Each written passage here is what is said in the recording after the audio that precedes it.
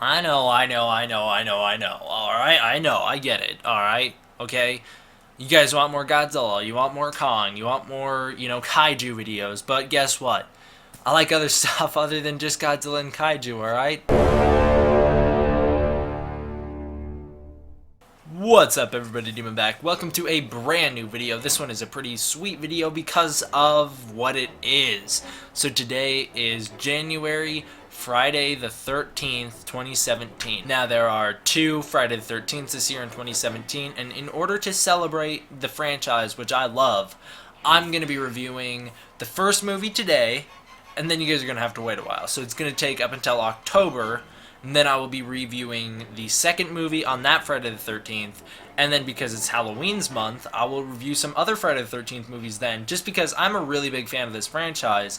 And also, 2017 marks the release of the highly anticipated Friday the 13th video game, which I can't wait for. I'm going to play that game so much. Alright, so I got a laptop. You guys saw it in the background of some of my other videos.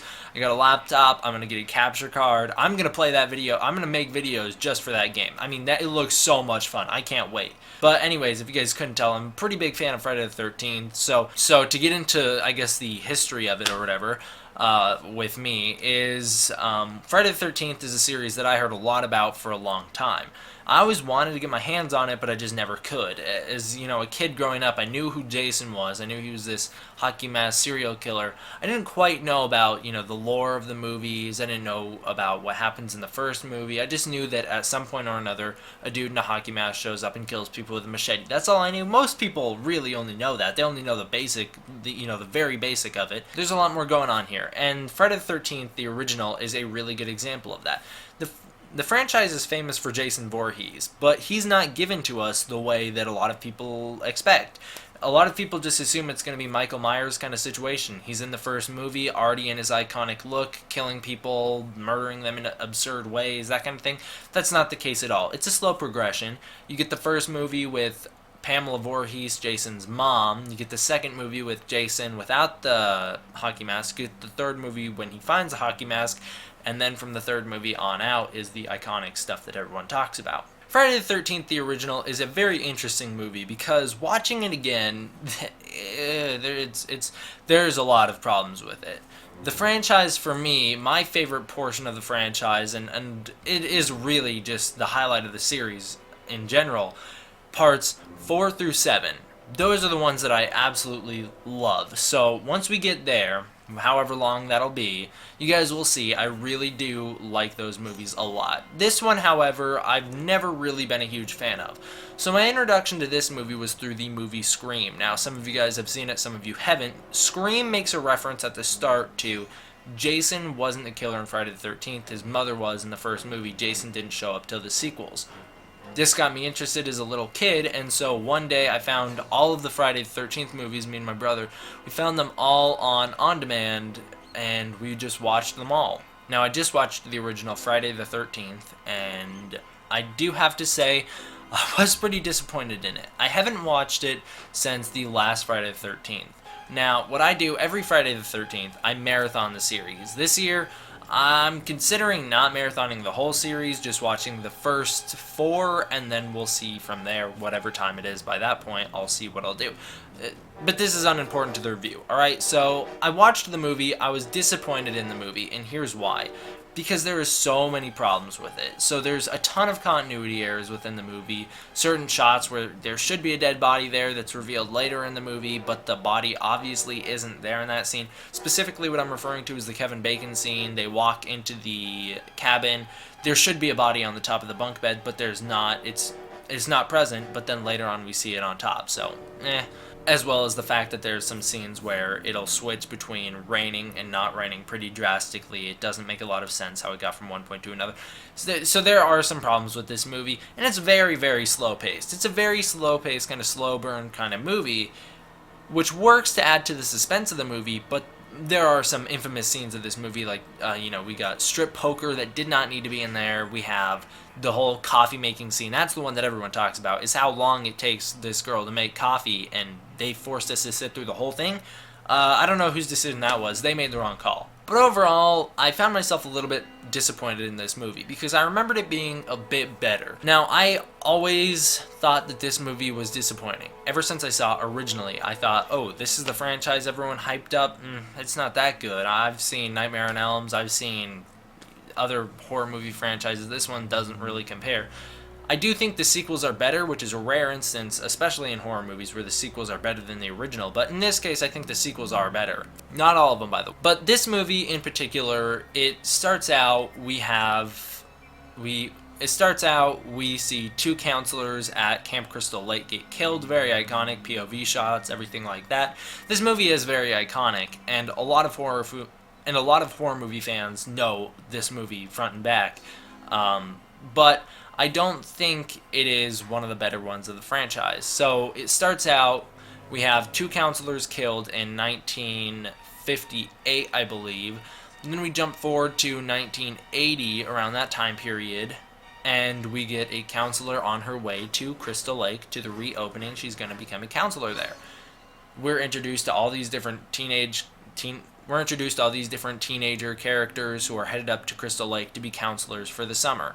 So right away, it's kind of just, it starts off on a pretty dark note with the two murders, but then you get all the characters who are acting goofy and just having a fun time, and that goes on for quite a while.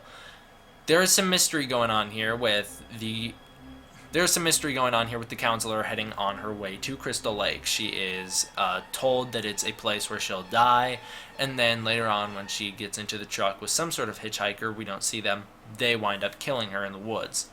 But granted, this movie is the first of the series, so it's not like it's going to start out, balls to the wall, kind of crazy over-the-top kills. That's not a problem, because I don't think that always works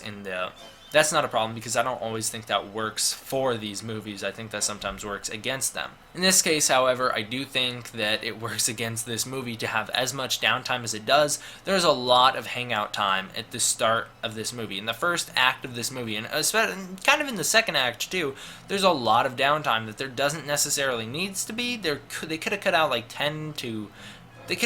5 to 10 minutes, but they didn't, so it has pacing issues. The kills themselves are mostly shown off screen. This is due to the MPAA being, just the massive jerks that they were for the time period, not allowing hardly any of the gory things to make it on screen. This is a problem that plagued the Friday franchise. This is a problem that plagues the Friday franchise pretty much all the way through. So it is disappointing in that fact, because we don't get to see a lot of payoff. There's a lot of setup, not a ton of payoff. So the movie has some really great moments. Kevin Bacon's death scene especially is one of the most iconic of the series. But like I keep saying, it is kind of a slower, disappointing movie for a horror movie. You want more, but it doesn't deliver up until the last 15 to 20 minutes of this movie pick up drastically. It comes out of nowhere. The speed just completely picks up. That's the payoff of the movie. It is a good payoff. I just think there should have been more of it. So the ending of the movie is pretty iconic as well, with Pamela Voorhees being revealed as the killer. She is Jason's mother. Jason was a young boy who died at the camp 1 year before the counselors were killed. She is the one who killed them, and she is out for revenge against all camp counselors for letting her son die. So Alice, our main survivor, and Pamela, they fight their way down to the beach, and Miss Voorhees gets her head chopped off with a machete. So that's pretty much the ending of the movie. Other than that, you have that really famous canoe scene, which granted is a dream sequence, but it's really famous nonetheless, where it's the jump scare to end all jump scares. You think the movie is about to wrap up. Jason comes out of the water, grabs our survivor, pulls her under, and then she wakes up in the hospital bed. That's a very famous scene, and that's something that they replicate through most of the Friday movies. Anyways, this movie is not bad. I want to make that clear. I don't think this is a bad movie. I don't think this is a bad horror movie. I just don't think it's what a lot of people hype it up to be. And I want you guys, if you haven't seen it, first of all, go check it out. It's a decent horror movie, and it sets up for one of the better horror movie franchises.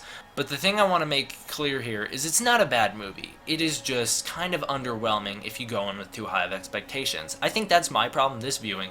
I went in there expecting it to be a really good movie like I remembered it, and it was pretty disappointing from the past time I watched it a couple years ago. But because the fact that this does spawn one of the best horror movie franchises ever, one that I really love, And because the fact that this movie is the starter of it, it wasn't perfect yet. It was kind of an introduction. It was a slow burn because it was trying to be more horror intense instead of gory and just over the top.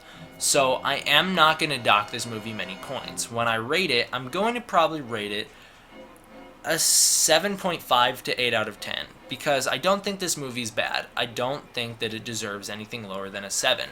I just don't think it is as good as a lot of people will hype it up to be. A lot of people make it out to be like, oh, this is a really good one. It's one of the classic horror movies. I wouldn't put it on that level. I would put, probably part 2 is much better than this one, so I'd put that one on that level. But I wouldn't put this one on there.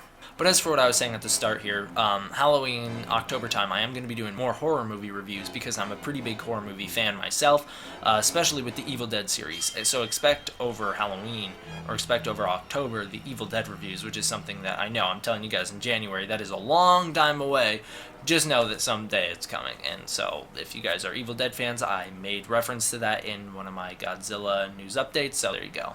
But guys, I know it's going to be 10 months till the next Friday the 13th review. I don't really think you guys will care because no one's going to be waiting for it. No one comes to this channel to be like, let's check out D-Man when he reviews a horror movie or a superhero movie or whatever. No one comes here for that. I know you guys don't. I know you guys don't care. You guys just want kaiju stuff. That's cool with me. I'm not bothered by that. It's just the fact that this channel is run by me because it's a channel for my personal interests. This is one of them. This is one of my personal interests, so I felt the need to talk about it. So thank you guys all for watching. I hope you enjoyed. See you guys next time. D-Man.